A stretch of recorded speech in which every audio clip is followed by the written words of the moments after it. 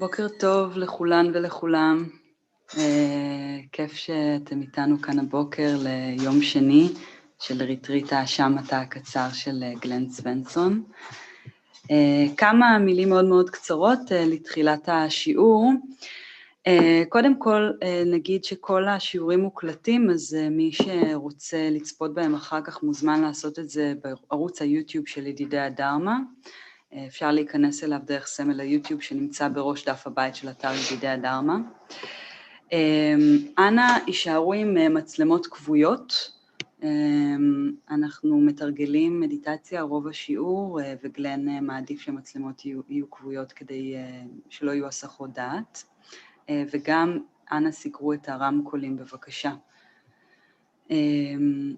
טקסטים נלווים לשיעור, אני כבר אשלח לינק לעמוד של הריטריט באתר של ידידי הדרמה, ושם נמצאים כל הטקסטים שקשורים לשמטה, שגלן ידבר עליהם. ובאותו דף אפשר למצוא גם קישור לפייפל או פרטי העברה בנקאית, למי שמעוניין לתרום דנה לידידי הדרמה ולגלן. כל הפעילות של ידידי הדרמה מועברת בהתנדבות מלאה, ומי שרוצה לתת מנדיבות ליבו מוזמן לעשות את זה. זהו, שיהיה לנו בהצלחה ויום נעים. Glen, the stage is yours. Thank you, Gal. I'd like to begin by welcoming everyone back to the second day of this weekend Shamatha practice retreat, focusing on mindfulness of breathing. The schedule will be the same today as yesterday, that is 3 sessions with a 30-minute break in between, finishing at 1:30 Israel time. And the session schedule structure will be the same. We'll be doing a meditation at the beginning of each session, presentation of the material, another guided meditation, and then time for question answer at the end of the session. Again, if you have any questions at any time during the session, you can simply put them in the chat, and then Gal will read out the questions at the end of the session. So this is the first session today. So the 4th session of this weekend retreat. We'll be focusing on the mindfulness of breathing practice at the area of the abdomen. Let's have a look at what we'll be covering in this session. We'll begin with a meditation, mindfulness of breathing, focusing on the abdomen, a short instruction on the practice before we do that. Then we'll review some of the main points from yesterday's sessions. And then we'll start to look at the stages of progress in this practice using that color diagram, which is one of the handouts that you have. So we'll look at the first 4 stages in this session, and then the last 5 stages in the next session, the second session. And then we'll do another guided meditation on mindfulness of breathing, focusing on the abdomen, and then time for question answer at the end of the session. In terms of this practice, what are we focusing on is here we are focusing on the tactile sensations, the actual sensations of the rising and lowering of the abdomen as we breathe. So we're using this, what's called bare attention, observing these sensations directly and not somehow imagining or visualizing our abdomen, but looking at focusing on the sensations directly. And in this practice, we'll be emphasizing this quality of stability on the basis of relaxation. So the basis is relaxation. Don't allow yourself to get tight and tense in this practice. And one thing we're going to introduce in this meditation that you may find helpful in the beginning stages to improve stability of attention is counting the breath. Because often in the beginning stages of meditation practice, we're heavily distracted. And so if we introduce a little bit of counting the breath, that occupies the mind and not so much space to get caught up in distractions.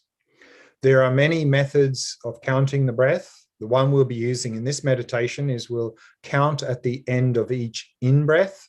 So at the end of the in-breath, we mentally note 1, and then focus on the sensations of the breath on the following out-breath, and then the following in-breath. At the end of the next in-breath, mentally count 2. And we'll count from 1 up to 10, and then go back to 1. If you lose count at any point, simply go back to 1. But this is not mindfulness of counting. So we're not ignoring the sensations of the breath and just counting the breath. So the main object here is still the sensations of the breath. It's only very briefly at the end of each in-breath that we do the count. Let's do that practice now. Find a nice, comfortable posture, and let's begin.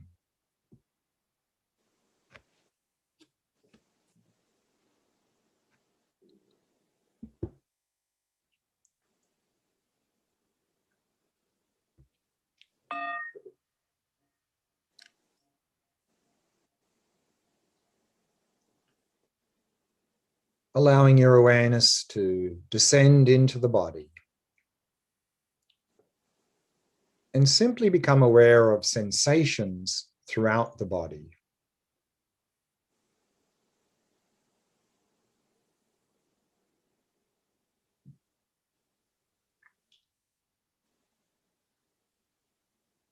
And if you notice any areas of tightness or tension in any part of the body, then use the out breath to relax and release that tightness or tension.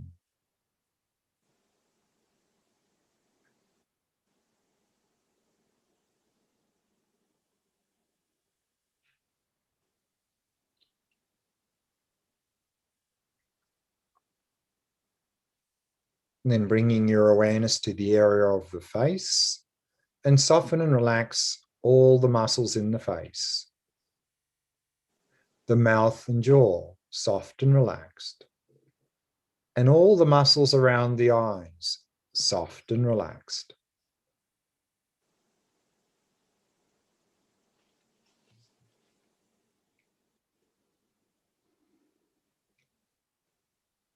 And in this way, allowing the entire body to become completely relaxed, completely at ease.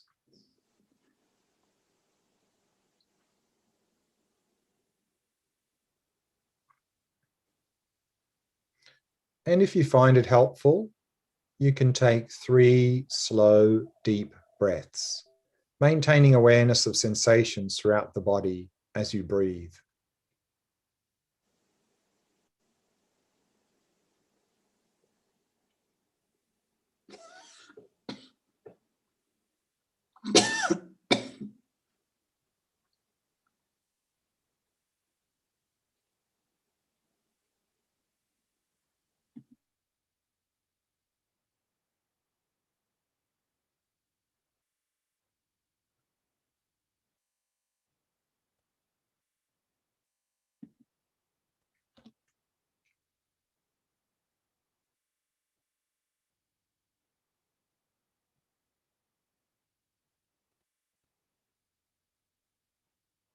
And then allowing the breathing to settle into its natural rhythm.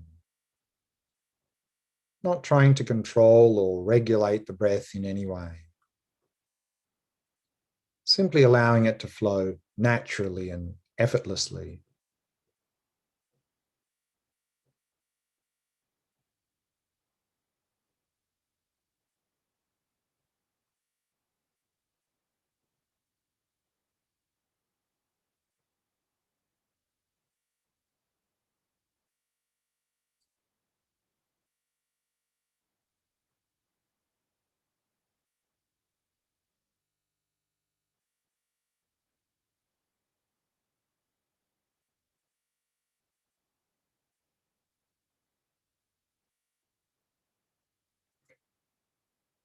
And then preparing the mind, setting it into a state of ease and relaxation.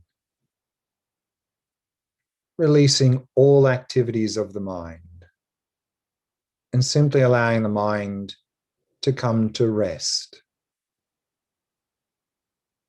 To come to rest in the present moment.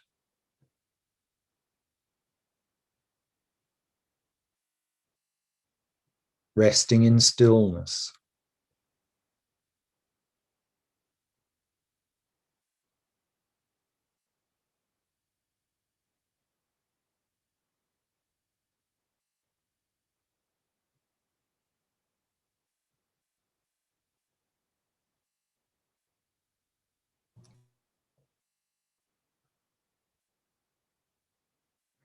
and setting a positive motivation, not only for this meditation, but for all of our sessions here today. And try to make your motivation as expansive as possible.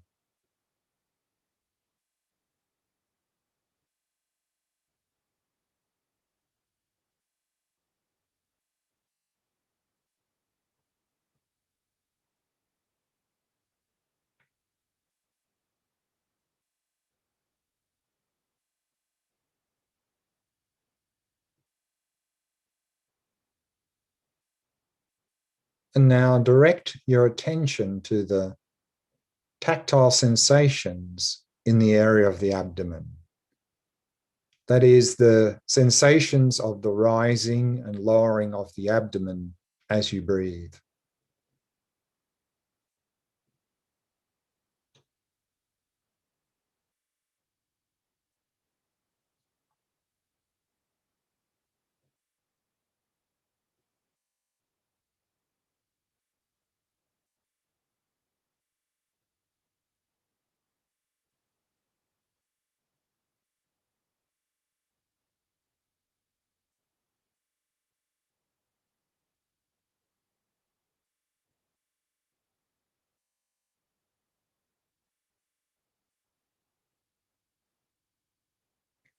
And maintaining an ongoing flow of mindfulness of the sensations of the breath throughout the entire cycle of each in and out breath.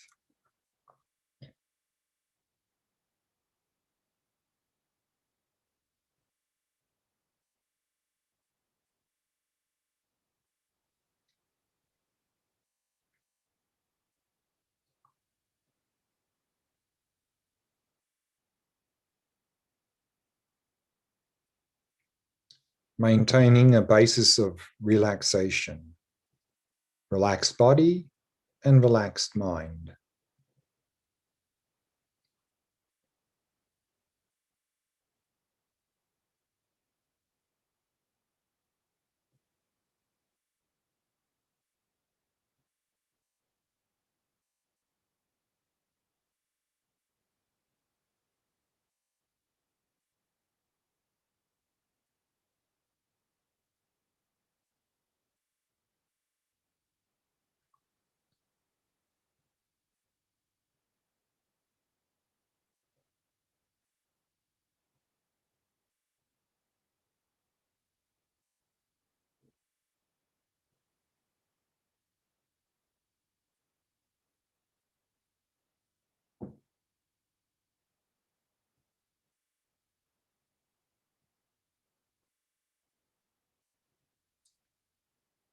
If you get caught up in any agitation, tension, or distraction, the first thing to do is simply relax. Then release the distraction and very gently return to the breath. So relax, release, and return each time you become distracted.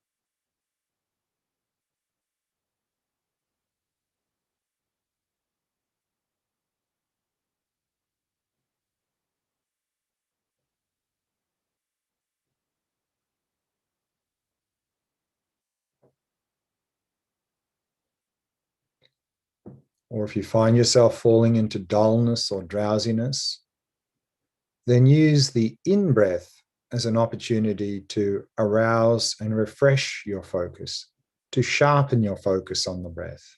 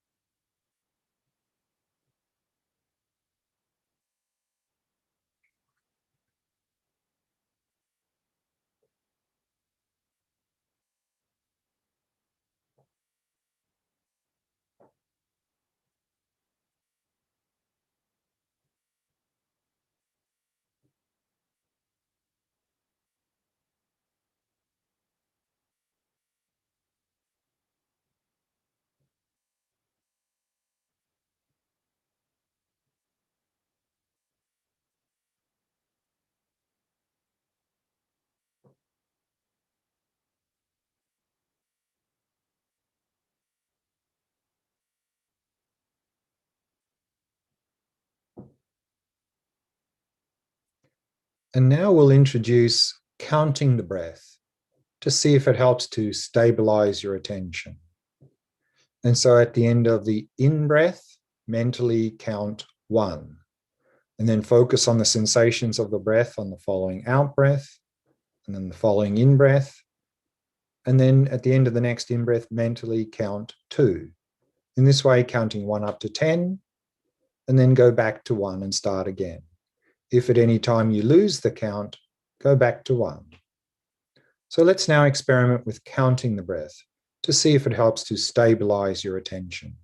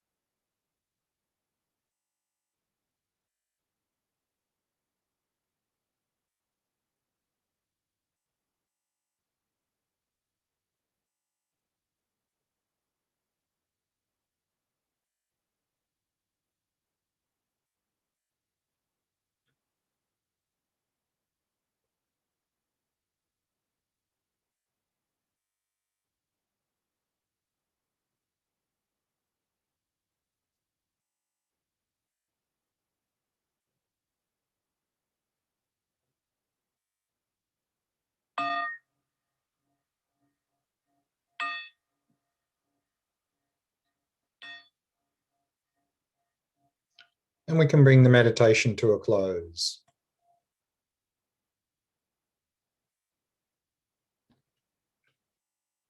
Let's start with a short review of some of the main points from yesterday. First, what is shamatha? Shamatha is a Sanskrit term which can divide into two parts, shama and ta. Shama means a calm mind. Ta means a mind that is abiding or focused single-pointedly on an object. And so shamatha is the practice of cultivating a calm, clear, and focused mind. In other words, it's a concentration or samadhi practice. And in the Theravada Buddhist traditions, when they talk about doing concentration practice, they talk about doing jhana practice, whereas here in the Mahayana, we usually use the word shamatha. So it's the same practice, just a different level of concentration. Why is this shamatha practice important? We saw there yesterday that in terms of everyday life, shamatha practice is helpful in improving attention skills. And if we improve our attention skills, we'll be much more effective in everything we do in our life, much better mental balance. And instead of being the slaves of our mind, we can become the masters of our own mind. And also often results in some physical health benefits, such as better quality of sleep and so on. But here at a deeper level, shamatha practice is essential in the terms of the pursuit of genuine happiness. That in all Buddhist traditions, whether we're talking Theravada or Mahayana Buddhist traditions, we come down to the same three core areas of practice of ethics, concentration, and wisdom. Meaning that shamatha or concentration practice is the basis of the wisdom or vipassana practice. And we saw here that the quote from Alan Wallace's Attention Revolution, mental balance is the gateway to finding genuine happiness, and shamatha is the key that opens that gate. And so if we want to strive for genuine happiness, shamatha is essential, because without a calm, clear, focused mind, we won't be able to come to a direct insight into nature of reality and thereby overcome mental afflictions and suffering and achieve the state of genuine happiness or inner well-being. And in this shamatha training, we're looking at a number of points in this weekend retreat. The prerequisites for shamatha training, how to set up our life to support this practice, we'll look at in the third session today. In terms of the actual practice, we looked at in the first session at how to prepare our body, speech, and mind well. And then in terms of the actual shamatha practice, we also looked at what qualities to cultivate in this practice, what object should we focus on, what are the tools we use in this practice, and what sorts of faults can arise and how do we overcome them. And also in the last session today, we'll be looking at how to integrate this practice into daily life. And in this session shortly, we'll start to look at the stages of progress using this classic 9-stage model we see in that color diagram, which is part of the handouts for this weekend retreat. And then we'll complete that chart in the next session today. In terms of preparing body, speech, and mind, we saw there it's very important to do the preparation well so that we have reduce the likelihood of problems arising in the main meditation. Preparing body to set up a good posture, back straight, body relaxed, and then allowing the body to remain as still as possible. In terms of preparing speech, we looked at this idea of this breathing exercise, particularly here, taking 3 deep breaths to help to let go of any negative, agitated states of mind we may bring into the meditation. And then to really just let the breathing settle into its natural rhythm without trying to control or regulate the breath in any way. By allowing the breathing to settle, that helps to settle the mind as well. And in terms of preparing the mind, simply letting go of all of the activities of the mind, any thoughts and so on, and just let the mind come to rest in the present moment, resting in that state of stillness and remaining relaxed, still, and clear. And so if we prepare body, speech, and mind in this way, then that will set us up well for the actual meditation. And in the actual shamatha practice, we saw that there are 3 qualities to cultivate in this practice: relaxation, stability, clarity.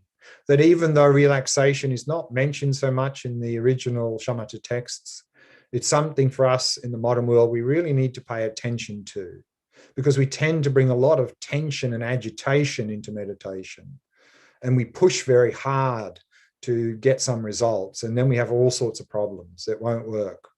We really first need to relax the body and the mind, overcoming any tension. And on that basis, we can develop stability of attention. The more stable our attention is, then we can work to improve the clarity of attention, emphasizing these qualities in this order. And so yesterday, we were really emphasizing the basis in relaxation. This session, we're emphasizing the stability with the mindfulness of breathing, focusing on the abdomen. In the next session, we'll emphasize more clarity of attention, focusing at the entrance of the nostrils. And in terms of objects to use, in the recommended reading, Attention Evolution from Alan Wallace, he very much recommends 3 particular objects that he has found extremely beneficial for us in the modern world. The first of those, the breath or mindfulness of breathing, is the one that's most widely emphasized.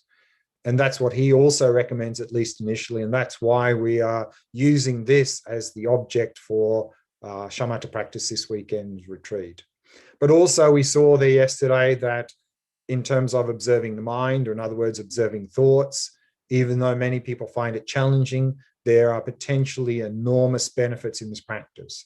That by being able to learn how to do this, then we can really become the masters of our own mind instead of being the slaves of our own mind, tormented and overwhelmed by our thoughts and emotions. And also can be very much a healing practice as well. And then the resting in awareness practice, that by doing this practice, by just turning awareness in upon itself, we can establish this new default mode in daily life of simply resting in that open, spacious stillness. And this practice is also very much known as a bridge into Vipassana practice. But here we're using the breath, widely emphasized in many Buddhist traditions, and probably for most of us, the best object to use, at least initially. And we're using 3 objects or 3 variations of this practice in this weekend retreat. Yesterday, we did the full body breath practice, noticing sensations anywhere in the body. Also a variant of that, just simply noticing the rhythm of the breath. This particularly is helpful for emphasizing relaxation. The session we're doing now, focusing at the abdomen, good for stability. Next session, focusing at the nostrils, very good for improving clarity of attention. And then we saw that in this practice, we use these 2 tools of mindfulness and introspection. That mindfulness is simply being able to hold the object, to remember the object, to not forget it, to not become distracted. So this symbolism of the rope of mindfulness, tying our mind with a rope of mindfulness to the object. But we need that second tool of introspection, which is quality control, noticing, monitoring the mindfulness, noticing whether we're falling into dullness or distraction, and then correcting accordingly. So these are the 2 main tools we use in this practice. And the introspection here is symbolized by the hook in the meditator's right hand. Once we notice we've become dull or distracted, to hook the mind back to the object.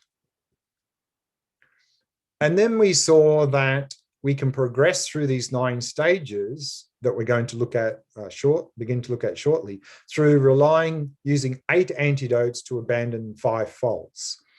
We saw the first fault there was laziness. And we have 4 antidotes for laziness. And the first antidote is faith, is to really reflect on the benefits of this practice, to develop faith in this practice of shamatha, that it really will bring us a lot of benefit. Then we'll aspire to do the practice. The more we aspire to do the practice, the more enthusiasm and effort we'll put into the practice. And then the more we'll have this pliancy, this flexibility and serviceability of body and mind. And we'll look at that a little bit more detail in the next session. And here we see from Tsongkhapa that if we can't stop laziness if we're not enthusiastic to meditate, and that we're caught up in chasing after sensory pleasures. And so what we see here is that one of the big impediments to initially doing shamatha practice is simply our worldview gets in the way. Our worldview that sees the source of my happiness and suffering is out there in the world. And then we're simply continually going outside looking for some pleasurable things. And this is very important. And we'll be looking at this in more detail in the last session today. Second fault, forgetfulness, forgetting the instructions, forgetting the object. So the antidote there is mindfulness, to remember the instructions, to remember the object. And then the third fault is this twin pair of laxity and excitation, or in other words, dullness and distraction. And so here, Tsongkhapa says, it is not enough just to have an understanding of laxity and excitation. You have to be able to develop introspection that accurately detects whether laxity and excitation is present during meditation. So introspection is quality control. We have to notice when laxity or excitation arises in our meditation. And we saw there that we can talk about 3 levels of excitation, 3 levels of laxity, that a coarse level of excitation is where we get completely distracted from the object. The medium level of excitation is where our mind is starting to get pulled away, but we're still a little bit in the back of our mind holding on to the object. We're mainly focusing on some other things, but still a little bit we're holding to the object. Whereas subtle excitation is the opposite. We're mainly focused on the object, but a little bit in the corner of our mind, we're sort of entertaining some other things. And we eliminate these more and more subtle levels of excitation as we move along these 9 stages. And we'll see that beginning today in this first session and continuing in the second session. Similarly, laxity, we can divide into 3 levels. Very coarse, heavy laxity, mind is sinking, where we're just about completely disengaging from the object. A more medium level of laxity, mind is not sinking so much, so the object is there, but not very clear or vivid. Subtle laxity is where the object is very clearly present. We can see it quite clearly, but our attention is a little bit slack. It's not sharp enough, our attention. So these are the 3 levels of laxity and excitation.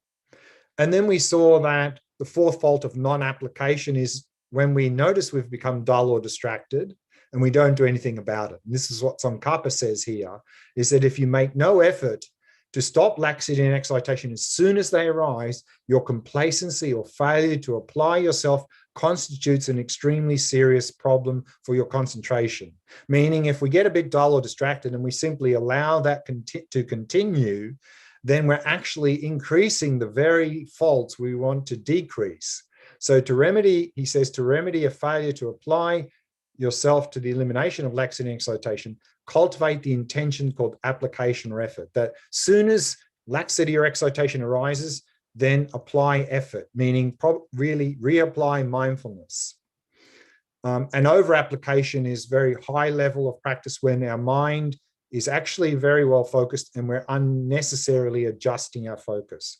Antidote there is equanimity, means the mind is already balanced, leave it as it is. And here we had those 2, those key words to help us, to remind us what to do as a beginner in the event of laxity excitation. Laxity, refresh your interest in the practice, restore your attention on the object, and then retain that ongoing flow of mindfulness. And if you get caught up in excitation, distraction, first thing to do, relax the body and the mind, release the distraction, and very gently return to the object. And so we saw here that depending on how strong the laxity and excitation is, what is the remedy? So if we just have slight laxity, if our mind is sinking a little bit, then just sharpen, tighten your apprehension on the object, just sharpen your focus, particularly on the in-breath. If it's very strong laxity and that sharpening the mind is not working, then we need to temporarily within the meditation, inspire ourselves by cultivating delight, meaning to, for example, reflect on the benefits of this practice and the fact that this practice is the gateway to genuine happiness, and thereby having delight at doing this practice, uplift the mind. If it's very strong laxity, heavy sinking, and we can't inspire the mind, then we need to stop the meditation and then clear away laxity by maybe going for a walk or splashing our face with some cold water and so forth. Similarly with excitation, if it's just slightly agitated, it's slightly distracted, just bring the mind back to the object. If we have very strong distraction, excitation, continually distracted, then we need to reflect on impermanence. The fact that these things we're chasing after are transient. They're never going to give us any lasting, genuine happiness. And also to reflect on impermanence in terms of this opportunity. Our life is impermanent. We won't have this opportunity for very long to practice. And so therefore, to bring the mind down from this agitated, distracted state of mind. And then if it's very strong, again, we need to stop the meditation and then really cultivate this sense of disenchantment by really reflecting on the fact that we're always caught up in these sensory distractions, and these sensory distractions are never really going to give us anything meaningful in our life, and have a sense of disenchantment with that. And so therefore what we find here, the importance of what's called the preliminary practices, and we'll look at those more in the last session today as a basis for shamatha practice, because if we don't engage in those preliminary practices, we're probably going to find we're just constantly caught up in dullness, constantly caught up in distraction, and it'll be very difficult to correct them. And then we saw that we can move through these 9 stages by applying the 8 antidotes to the 5 faults.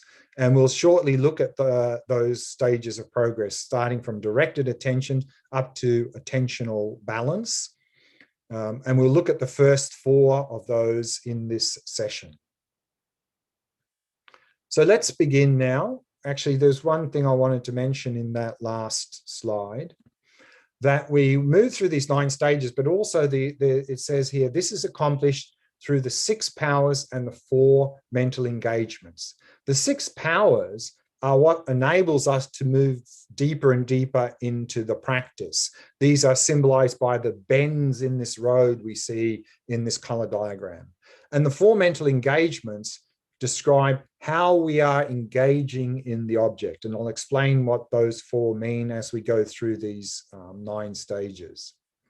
So let's now have a look at the first of the 9 stages. And so here at the bottom, stage 1 is called directed attention. So again, we see the meditator there. In the left hand is the tool of mindfulness, the right hand, the hook of introspection. The elephant is the mind. The fact that it is black is symbolizing this laxity. The monkey is symbolizing discursive thought in general, and the black color is symbolizing this excitation, this being pulled away by these sensory pleasures. And we see here on the side of the path at the bottom, a big flame. And this big flame in the other diagram, the black and white diagram here, is described, it's number 5. And on the back there of that page, number 5 says, from here until the 7th stage, the flame progressively decreases in size until it becomes absent. This difference denotes the measure of the strength of effort required regarding mindfulness and introspection. Meaning initially, because our mindfulness and introspection are not very well developed, we need to put a lot of effort in our mindfulness and introspection, our quality control. But as those faculties of mindfulness, introspection strengthen as we move through the stages, the flame gets smaller and smaller and smaller. And eventually at the higher stages of the path here to shamatha, the flame completely disappears, means now our mindfulness introspection is so well developed that they become effortless in our meditation. Now, stage 1, and so we see the elephant and the monkey here running wildly ahead of the meditator. And so what we notice at the first stage of practice is the mind is completely out of control. For example, we try to focus on the breath, and then after a couple of seconds, we get distracted. And then often we're distracted for long periods of time, maybe many minutes. And then we realize, oh, hang on, I'm supposed to be focusing on the breath. We come back to the breath for another 2 or 3 seconds, and then off we go again on some other story. And when that happens, then often we go, I can't meditate. I just can't meditate. In fact, I think I must be doing something wrong because my mind is getting worse since I've started meditating. Before I started meditating, it was sort of okay, but now it's gone completely out of control. If this is your experience, you can meditate. You're making progress, because the very first sign of progress in this practice is simply noticing how chaotic and out of control our mind really is.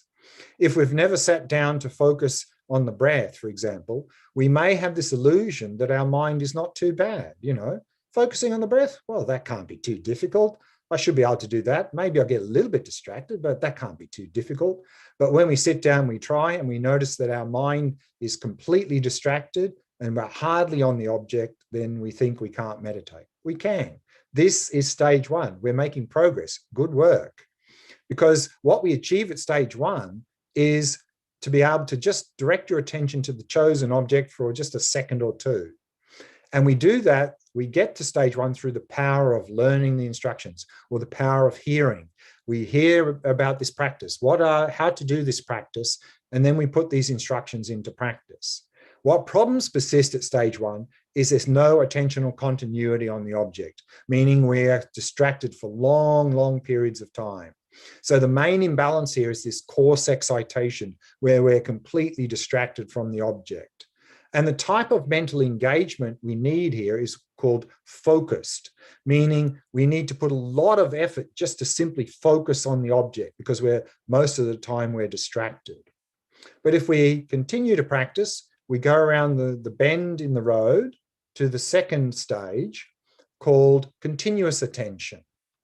And we get to that by the power of thinking about the practice, by reflecting about the practice, understanding it better, becoming more enthusiastic about the practice. We can go a little bit further. We can get to stage 2 here, which is called continuous attention. And so what we notice here is the elephant and monkey are not running so fast anymore. And there's a little bit of white on the top of the heads.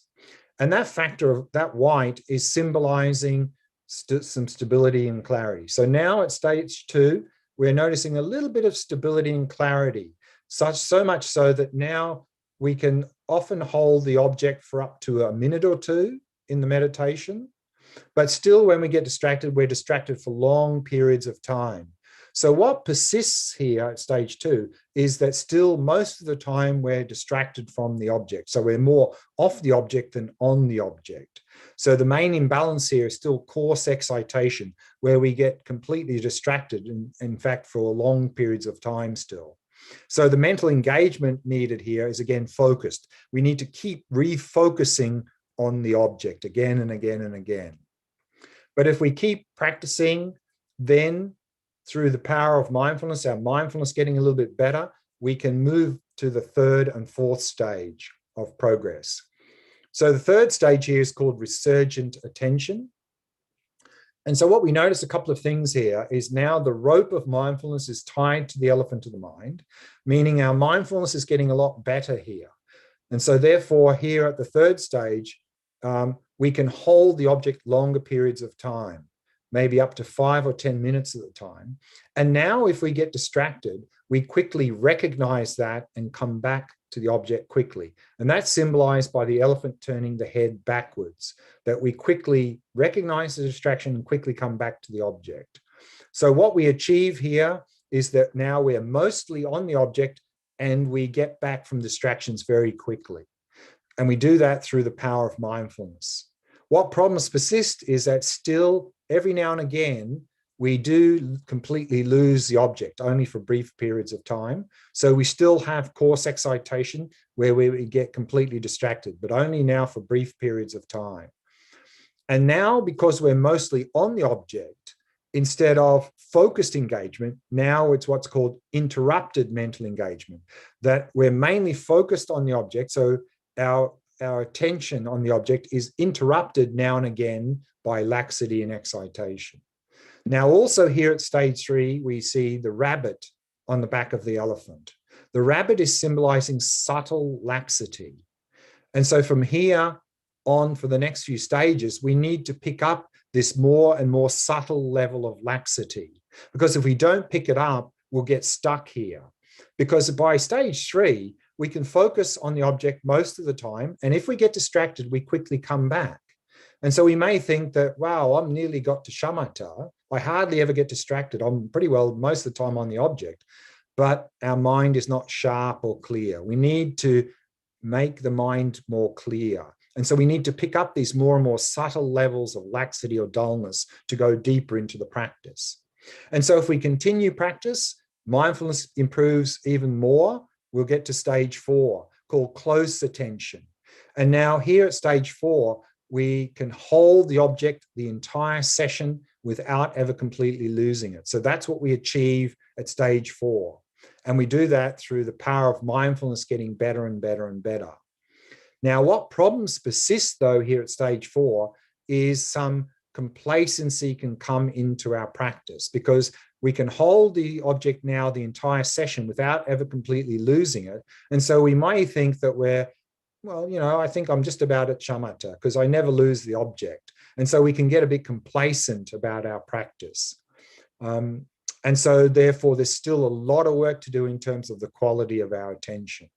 And so the main imbalances here is that we still have coarse laxity, mind sinking quite a lot, but now we don't have coarse excitation because we never get distracted, but we still have medium excitation where our mind is getting pulled away, but we're still a little bit in the corner of the mind holding on to the object. And so mental engagement here is, again, interrupted. Our focus is interrupted by this coarse level of laxity and the medium level of excitation. But by stage 4 now, we're no longer really a beginner in shamatha practice. We really feel like we're making significant progress in this shamatha practice. And from now on, for the next few stages, now we need to really fine-tune that focus, overcoming more and more subtle levels of laxity and excitation, improving the quality of our attention. And that's what we're going to look at in the next session, stages 5 through 9. So that's all I wanted to look at here in this session now, the first 4 stages. So we'll go back to the practice now. Mindfulness of breathing, focusing on the abdomen. We're improving stability of attention here on the basis of relaxation. Now, we tend to oscillate between 2 extremes. Either we are focused and tense, or relaxed and dull.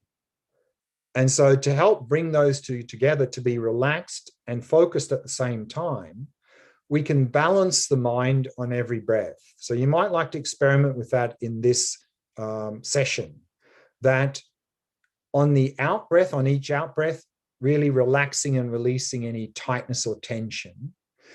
And then on the in-breath, emphasizing sharpening the focus. So then we can be relaxed and focused together to get that balance. A little bit more about counting the breath. Counting the breath is not part of the standard practice. It's something we're adding to the practice. So it's only a short-term strategy that you may find helpful in the case that you are heavily distracted. It may help to reduce those distractions. And so therefore, only use it if you need it. If you're focusing quite well, then no need to count the breath. Leave it out. If you don't find counting helpful, leave it out. And you might like to experiment with different methods of counting in this meditation, that we can count. We count it from 1 up to 10. You can count more often. That is, you can count 1 on the in-breath, 2 on the out-breath, and so forth, or less often. Or instead of counting, you can do noting the breath, meaning breathing in, breathing out, or simply in, out. And so we can use different methods. So again, it's optional. If you find yourself heavily distracted and you find it helpful, then you might like to introduce counting the breath to help stabilize attention. So let's do that practice now. Finding a nice, comfortable posture. Let's begin.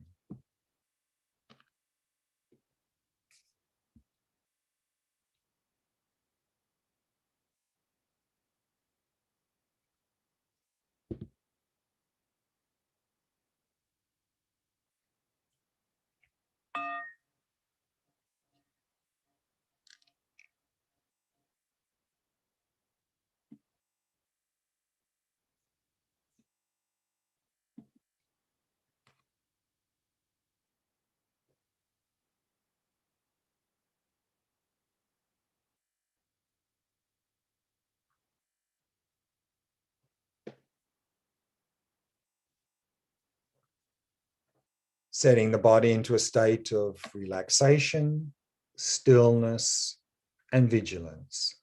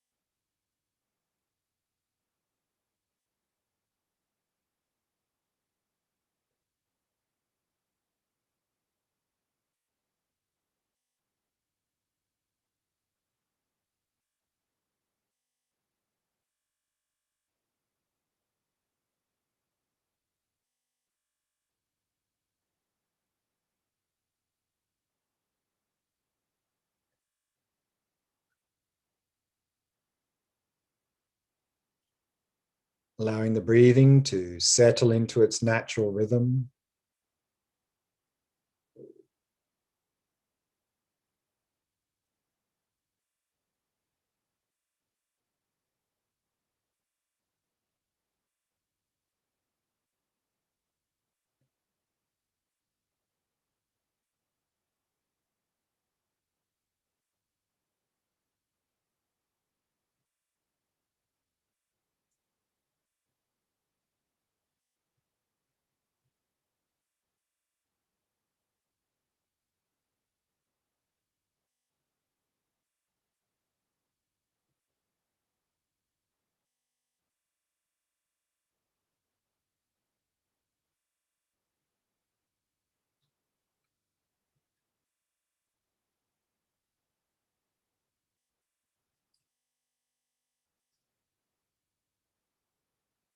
And setting the mind in a state of ease and relaxation.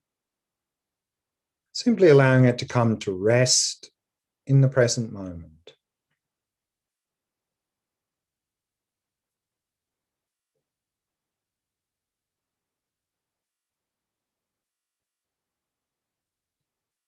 Resting in stillness.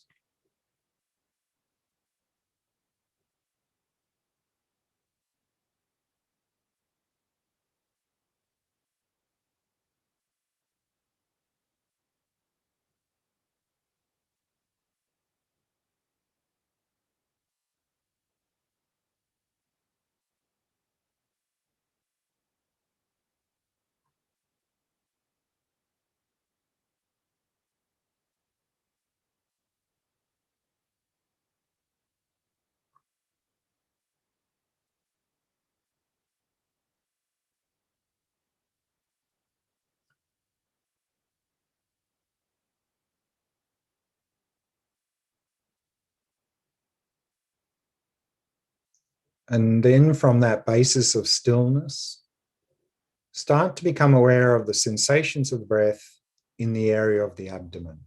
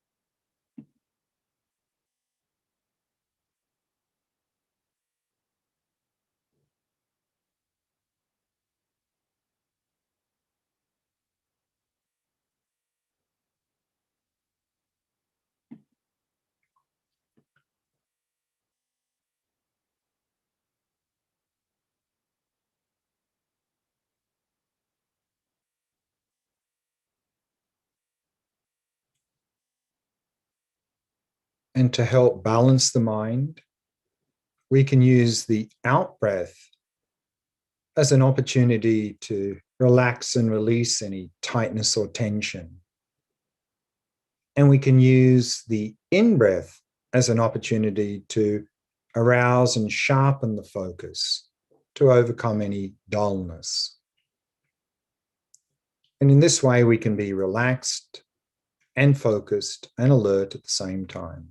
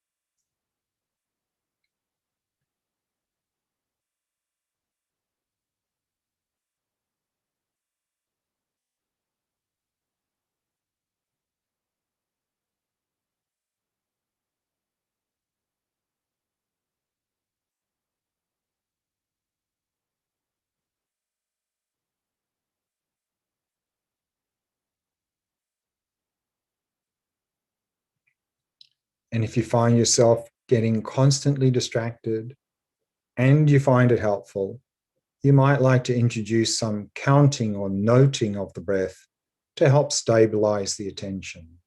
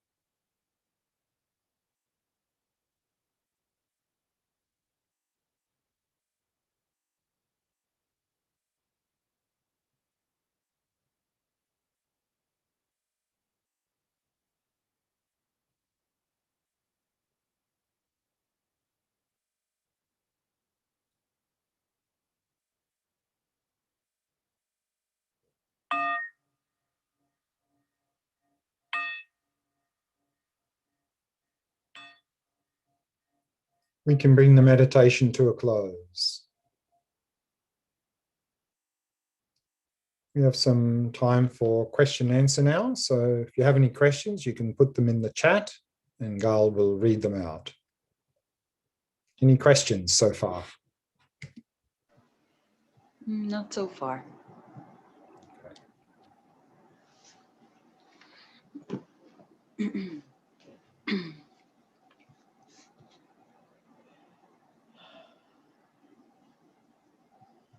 Just again on the counting the breath, it's only a short-term strategy. So it's not part of the standard practice. So it's not something you would continue to do because you're adding something to the practice. But you may find it helpful initially to introduce counting the breath, particularly if you're distracted a lot, because that counting the breath helps to occupy the mind with something related to the in and out flow of the breath. So it may help to stabilize attention. But at some point, you'll need to let go of counting altogether, because at some point when the stability improves, counting will just become another distraction. And so then it's what's called there's a cost benefit. The cost is you're adding something to the practice. The benefit is it may help you to avoid getting heavily distracted. But as we go deeper into the practice, then at some point you will need to let that go and just focus on the breath itself. Then we have some questions. The first one is from Elena. How do you deal with strong emotions during the meditation? Those are very heavy distractions like death or separation. Yeah. We saw there that there are these three levels of excitation, or three approaches to dealing with excitation or distraction. The first is if you get distracted, just keep coming back, keep coming back, keep coming back. But if you get heavily distracted, then, and you're constantly distracted, then you'll need to have a backup strategy of temporarily stopping focus on the object and then attending to that distraction. And in the slide there, it was particularly as distractions where you get pulled away by exciting things. So the remedy there was to reflect on impermanence or so forth, to bring the mind down. So you may find that if it's some strong emotion that's constantly getting in the way, again, you may need to apply some sort of antidote to that emotion in the meditation. Or if it's really completely overwhelming you, then probably you'll need to cut the meditation and then deal with it in whatever way appropriate, depending on the emotion. And there are many different ways of working with emotions, using like the compassion practice, using more the vipassana, the wisdom aspect of practice. And then there's also some direct antidotes to those emotions as well. But one thing that we've seen here is, and that's what we'll talk a little bit more about in the last session today, is that we often get distracted because we're sort of craving something out there, or there's something out there we're worried about, have some aversion to. And a lot of those strong emotions in that sense come about because of our worldview being that the source of my happiness and suffering is out there in the world. And so if we can shift that worldview, that the source of happiness and suffering is within ourselves, so then we'll really be able to reduce a lot these very strong reactions that we have in terms of pleasant and unpleasant. And the practices to be able to do that, we'll look at in the third session today, in terms of what's called the 4 thoughts that turn the mind. So that's a little bit on what we can do in that case. Thank you. The next question is from Hila. Is Shamatha practice suitable to those who suffer from mental health issues like depression, anxiety, OCD, or can it do any harm? If we have very strong mental health issues, then probably trying to just directly do the shamatha practice in the standard approach is probably not going to be very useful. In fact, it may just amplify things.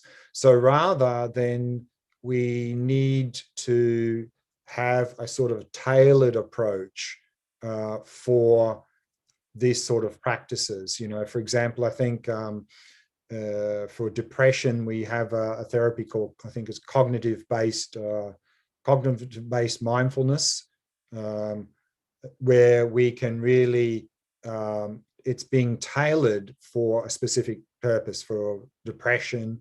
And then also we have some therapies now, I think, being developed for people with ADHD and so forth, in how we can specifically use mindfulness in a very specific way that is suitable for people with those very quite serious mental health issues. So then for that, would be recommended would probably be to see a therapist or psychologist or someone who is skilled in those mental health issues, who has some training in particularly mindfulness training within a sort of Buddhist context, and that can utilize these sort of practices in a specific tailored way, specifically for that mental health issue. So probably not a good idea to, if we have quite unbalanced mind and serious mental health issues, just to simply try these practices in the standard format. That may not be so useful. We need to have them tailored a little bit by someone who has experience in those mental health issues. Thank you. The next remark is from Hannah, and she writes that counting the breath and putting your attention on the abdomen creates an overload. Mm-hmm. Yeah, so then don't use counting. Again, accounting is not part of the standard practice. So we would only bring that in if you find that you're just constantly distracted from the breath. Then you can bring it in and see if it helps to stabilize the attention. But if you're focusing quite well on the abdomen, introducing counting the breath will maybe, like you said, the question said, was we maybe get sort of overloaded because we're attending to two different things here. So it's not, don't bring it in if you don't need it, and certainly don't bring it in if you don't find it helpful. But if you're, again, getting heavily distracted and you find it helpful to do a little bit of counting the breath, then and only then to bring that in. And once the mind stabilizes a little bit more, then to let go of counting the breath and simply just go back to focusing on the breath. So it's to be used sparingly and only in the event of heavy distraction and if you find it helpful. Otherwise, leave it out. I think we've got time maybe for one last question before the break. So Joyce is saying that many times when I come to a deep meditation state, I become like I'm floating and going somewhere. What is it? It's something I have to avoid or something else? Yeah. When we, particularly in shamatha practice, when we're really balancing the mind and getting focused, then what can happen is that a lot of the subtle energies start to balance in the body. And then we can have all sorts of physical, particularly physical type of experiences. We can have an experience of floating, of levitating, of big body, small body, no body, a lot of tingling, vibration, heat, all sorts of experiences can arise, pleasant, strange, and even sometimes a little bit unpleasant. But the standard advice is, with all of these sorts of experiences, don't make a big deal out of them. They will pass. They're not part of the practice. And just don't get caught up in them, like with craving and attachment for the pleasant ones, aversion to the unpleasant or the strange ones. So yeah, don't make a big deal out of them, because often people do. They have never really experienced this before, and they have this very nice floating experience or levitating experience or bliss in the body experience, and they go, wow, that's so nice, I like that, I want that. And then they try and grab hold of it, and then of course it goes away, and then we say, oh, I need to recreate that experience in the next meditation, and we try to recreate it. And then, of course, it won't because we're craving it. And then we just get more and more frustrated. And then we've gone completely astray in the practice. So all sorts of experiences, both physical and mental, will come as side effects of this practice. Don't make a big deal out of them and just keep stick to the practice. If there is a certain experience that is coming in every single meditation, then you might like to look at, well, am I doing something incorrect in terms of my technique that's causing this particular experience? Otherwise, if you're practicing well, these sorts of experiences, they'll come, they'll go. Don't make a big deal out of them. And if you have an experience where your mind is crystal clear and very joyful and so forth, then actually just use that experience to go deeper into the practice, to focus more and more closely on the object. Otherwise, the rest, just don't make a big deal. It'll come, it'll go. Thank you so much. Sure. Let's stop there for a break. So take a 30-minute break. And in the next session, we'll move to the next practice, focusing at the entrance of the nostrils, and we'll complete this 9-stage model to Shamatha. The other 5 stages we'll look at shortly. So let's take a break, and we'll see you back at 10:15 Israel Standard Time. So in about 25 minutes.